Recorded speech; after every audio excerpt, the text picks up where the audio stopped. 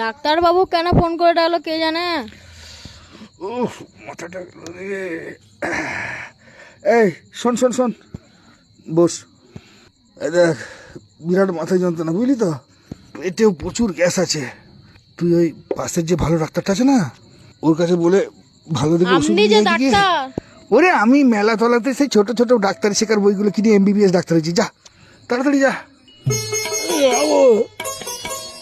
এসে বসে পড়ো। ওই দিন পায়খানা আটকে গেছে। সে আমি আগেই বুঝতে পেরেছি, তুমি আসার পরই যা একটা মাল ছেড়েছো, আমি তো ভাবছিলাম 7 দিন আটকে আছে। তা কিভাবে কি করে কি আটকালো? প্রচুর পায়খানা খেয়ে নিয়েছি, তারপর দিনে মশলা আটকে গেল। হট, তোমার মাথাটা একদম গেছে। বলো মাংস খেয়ে পায়খানা আটকে গেল? পাঁচ দিন মাল আটকালে কারো মাথা ঠিক থাকে?